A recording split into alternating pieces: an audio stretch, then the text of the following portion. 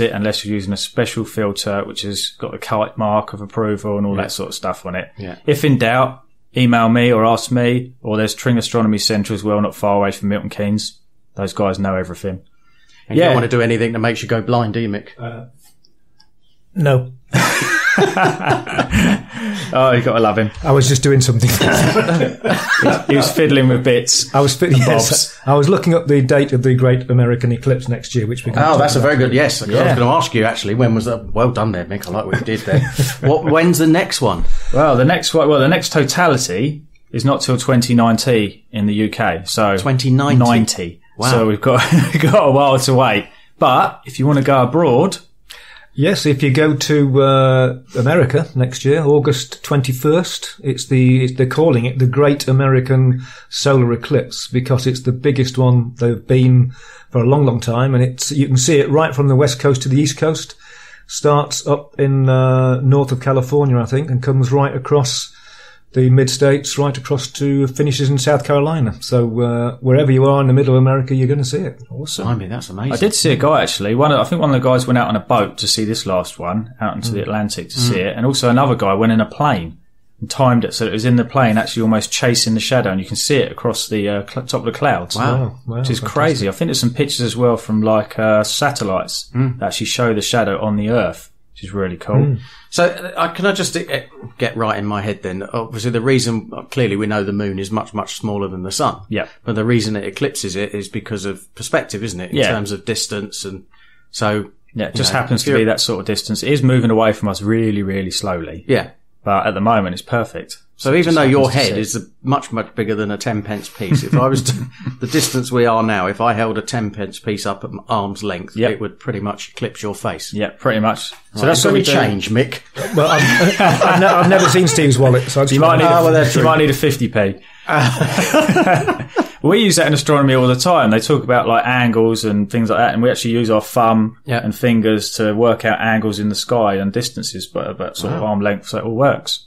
Amazing, isn't that? Yeah. So I was in a field watching the eclipse. Yes. It was fantastic. I actually used my iPhone to take some pictures, and I actually got into the local papers as well by fluke. As I was there, the beautiful thing of Facebook is as I was there and it was happening, I was on my own, but I could post it all on Facebook, and then other people joined in, could see it as it was happening. So it's really good to get out there, and everyone can join in and experience these things as they're really happening. Yeah. And all this stuff happens on the UK Astronomy Facebook page. Yep. All the blogs. Amazing. Fantastic. Let's have a bit of music and we'll come back and talk some more. Bringing people and communities together on seclosounds.org. Your listening station.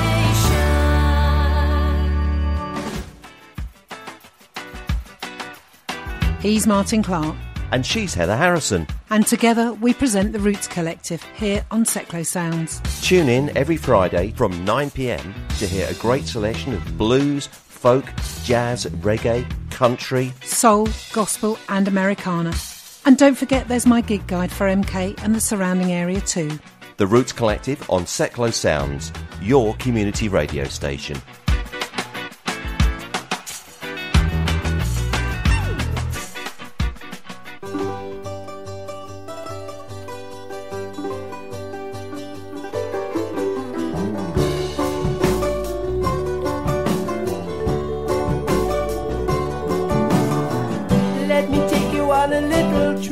Supersonic ships at your disposal if you feel so inclined.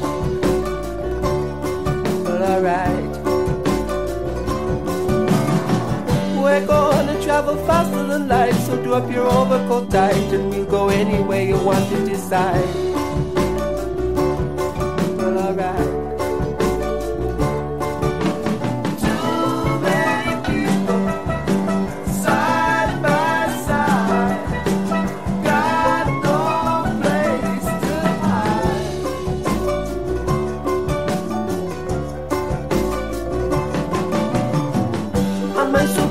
Rocket ship, nobody has to be helped, nobody needs to be out of sight. Oh, out of sight, man.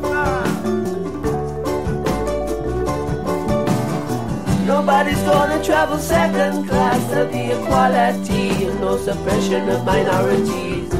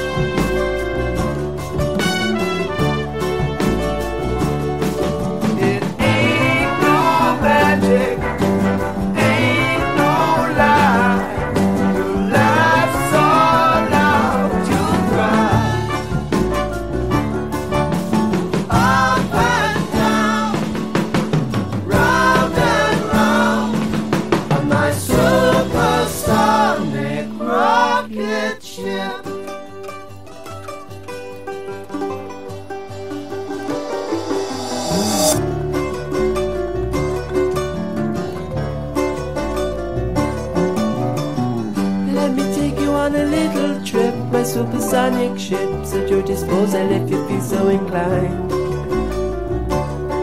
Alright. Nobody gonna travel second class. There'll be equality and no suppression of minorities. Alright. Let me take you on a little trip.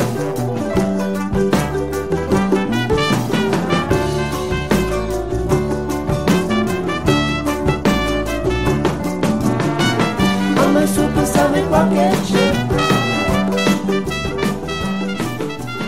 Welcome back. This is Seclo Sound. Steve Whitten here with UK Astronomy Show. And Ross is with me again. We've been talking about eclipses. We're going to come on and talk about transits and occult. Not the occult, but occult in a bit. But you were just talking a little bit about the last eclipse that you saw. Yeah, Ross. the last one a couple of years ago. Might have been the first one you saw. It was the first one I saw, yeah. Right. I've never seen anything like it before. And so I thought, I've got to do it. I think I might have even taken a day off. I can't remember. And I the whole day was mine.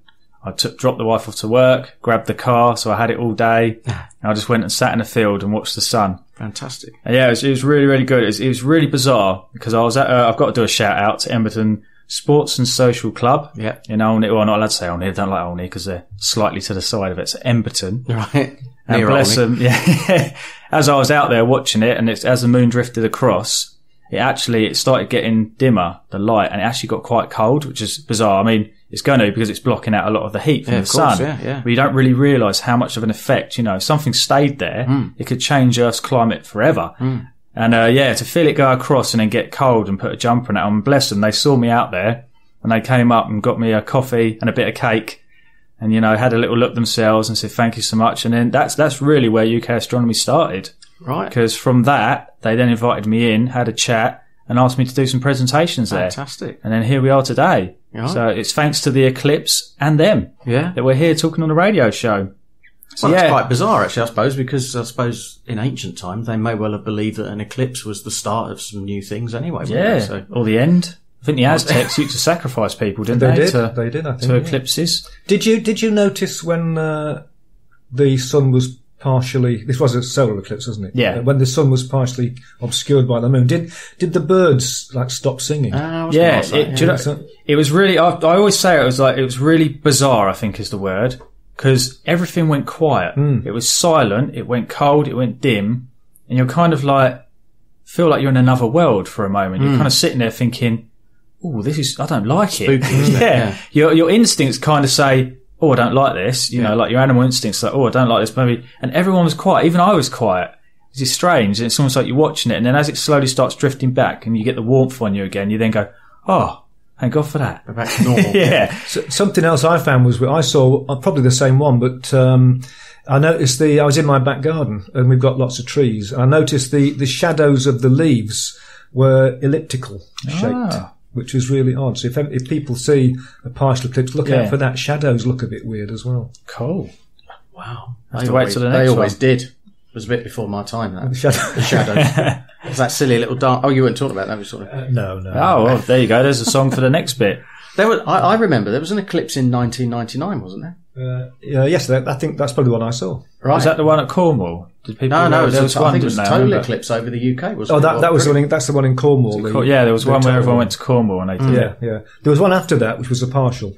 Right. Because I remember that. I remember, again, standing in our garden thinking, all the birds have gone quiet, and it was bizarre. It was really odd. That must have been, in my old house it was, and I've been in my new house for 14 years, so it must have been around about that time, I suppose. 99, I was Could sure have it been. was. Yeah, could have been.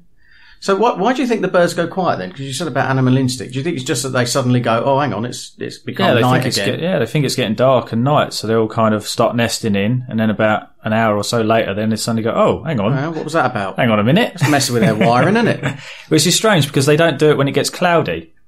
Right. So there must be something there which kind of, it must get darker than actually all instincts just tells them to bed in. Wow. Fantastic. I suppose it blocks it because it's the moon. Yeah. It's going to block certain radiation that the clouds won't block. Yeah. And their brains, as we know with homing pigeons, they can pick up the magnetic resonating Earth fields and all that, which we can't pick up. So maybe it's something like that, where the moon is actually blocking something out. We were talking about hedgehogs, weren't we? Hedgehogs with Hedgehogs UV and light. ultraviolet light, yeah. One of the other shows. And in our next show, we're going to talk about radio bursts. We are. If I remember rightly. Or it might be the show before, depending who we put it. We never know. I thought. Mess with everyone or when else's people wiring. listen. So what we did there, if we can move on, is we made a little bit of a transit, didn't we? We did, yeah. From one subject to the next and into... Well, you sniggering at me, Meteor Mick. So, Ross, talk to us about transits then. Where are we at and what's happening? Well, transits are different, aren't they? Transits, it's not different. It's kind of the same. Something's moving in front of the sun. But because it's, for some reason, the moon blocks it out. But if it's something like a planet, so like Mercury did it earlier this year and Venus did it a while back, it doesn't count as an eclipse because it doesn't do anything. So what they do is they transit. So they just pretty much go in front of the sun, which is a great opportunity for us with the right equipment to be able to see the two planets, Mercury and Venus, because they're the only ones that actually go in between us and the sun. So the others we won't see do it. They see us do it. So yeah, they're the only ones you can see. But for some reason, all you see is like a little black dot going across in a certain way. And I managed to see it this year. Yeah, I came with you, didn't I? Coming out. Yeah, you did. Yeah, you popped by and had a look. Yeah. You went, is that it? A little black dot. I said, give it an hour, it'll move. It was still a little black dot. It was just further over. Yeah. Yeah, so that's what a transit is. So it's pretty much something going. Jupiter itself has quite a lot of transits, you wouldn't realise, because it's got 4 moons, and each of its moons sometimes go in front of the planet itself and will put little black shadows of those moons onto the planet's surface. Wow. So you have transits there as well. So if you've got a scope, have a look at Jupiter. Fantastic. Well, do you know what? He's mentioned shadows a few times there, Meteor Mick. I think there's only one thing for it. Bit of Cliff Richards.